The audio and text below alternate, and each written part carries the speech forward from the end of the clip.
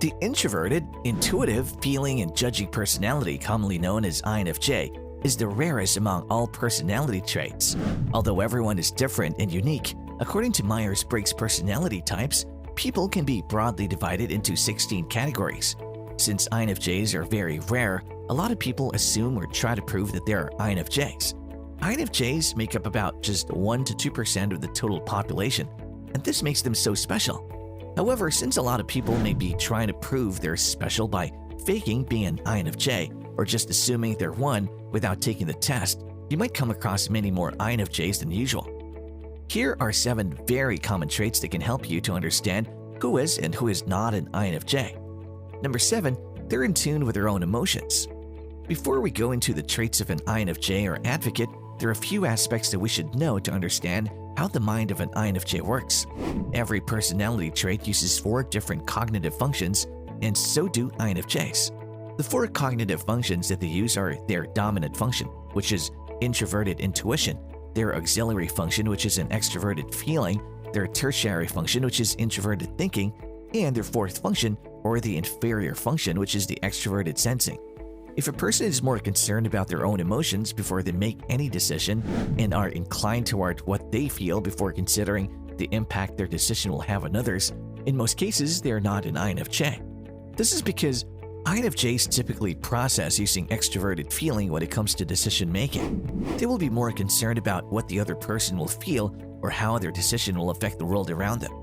INFJs in most cases struggle to deal with their own emotions.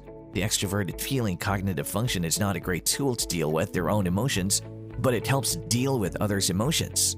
Although INFJs try to stay clear and true to themselves while making any decision, it's definitely not their primary focus. So next time when you see a person with this trait, you'll know whether they are an INFJ or not. You can even assess yourself with this if you're in any doubt regarding your personality type. Number 6, the person is well grounded in the world around them. If a person is totally focused on real world or is staying perfectly in tune with all sensory details wherever they are, they're mostly not an INFJ. In most cases, INFJs are not interested in the world around them. They try to make their own theoretical world that is driven by facts and details that they collect along the way. If a person loses interest fast in theoretical concepts or discussions, they're mostly not INFJs. This personality type loves to live in and talk about theories, perceptions, and big questions about the universe. The real world around an INFJ doesn't interest them because of their strong perceptive minds. Their minds create their own interesting world. This is because introverted intuition is the lead cognitive function for an INFJ. INFJs usually are deep thinkers and very creative people, but that doesn't mean other personality traits cannot have better creativity or thinking power. Since introverted intuition is their dominant cognitive function, it sometimes makes it very difficult for INFJs to function well in the real world. This is because most of the time they're lost in their own imagination or trying to put together patterns and data to make sense of the world around them. Number 5, putting logic over people. Do you know someone who makes decisions solely based on logic, keeping everything else aside and doesn't care about others? If they claim they are INFJ, there is a very high probability that he or she is not an INFJ.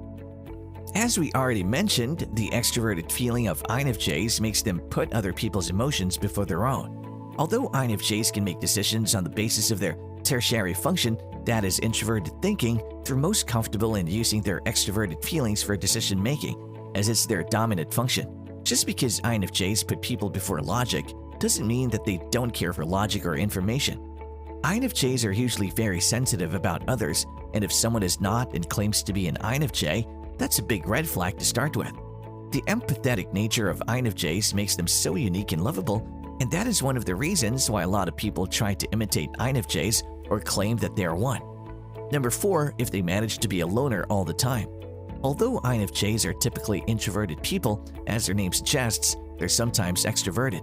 If a person doesn't like human interactions at all but claims to be INFJ, then they are mostly faking. With their strong cognitive function of extroverted feeling, INFJs sometimes are very social. There are times when INFJs may get depressed and upset due to a lack of human interaction.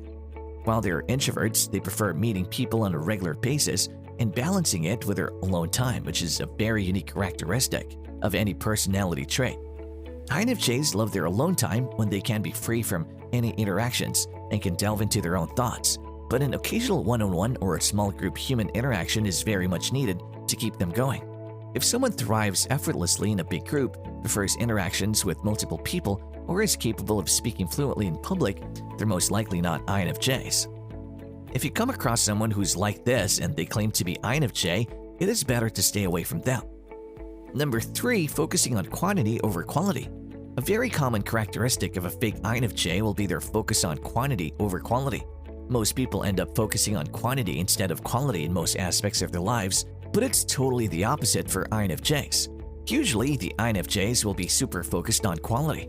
For an INFJ, quality is of the utmost importance. They're not materialistic and don't believe in showing off to other people. Instead, they're perfectionists and need to do everything they set their mind to the right way.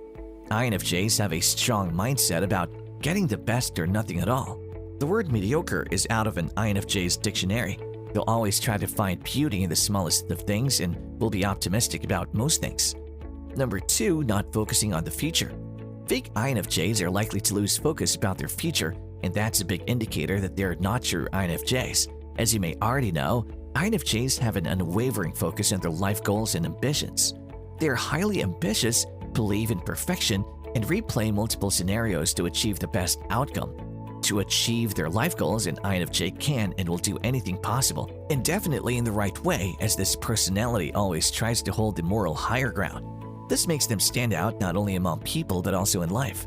True, INFJs tend to take life more seriously and try to achieve their goals, but sometimes this focus might be their biggest obstacle because they tend to overstress themselves and may burn out. Number 1. Faking creativity. Faking creativity is very hard to achieve, and a fake INFJ might struggle really hard to be creative or will try to avoid it in all possible ways. Most INFJs turn out to be pretty creative mostly because of their strong intuitive minds. Creativity doesn't only mean they shouldn't be able to create or make unique things like art or music. Creativity even includes efficient problem-solving abilities and many more which play a very important role in everyday life. Unless and until a fake INFJ is genuinely creative, they'll always try to avoid an opportunity that calls for creativity to be demonstrated. Creative people are considered very attractive, and everyone tends to like them due to their unique ways of living, and a fake INFJ might be really envious of the same. The dominant cognitive function of INFJs helps them to be creative naturally. When you meet someone who you think is maybe trying to be a fake INFJ, try doing some creative things together, and sooner or later you'll have your answer. Fake INFJs are everywhere. As already mentioned, due to the very low presence of this personality trait, they're in a huge demand. After all, who doesn't want to be unique? But you should be very careful when dealing with fake INFJs, as dealing with them after a certain period of time may become very draining both mentally and physically. What are your thoughts about fake INFJs? Did you ever come across any, and how did you handle them? As always, like and share this video and subscribe to our channel for more updates on psychology.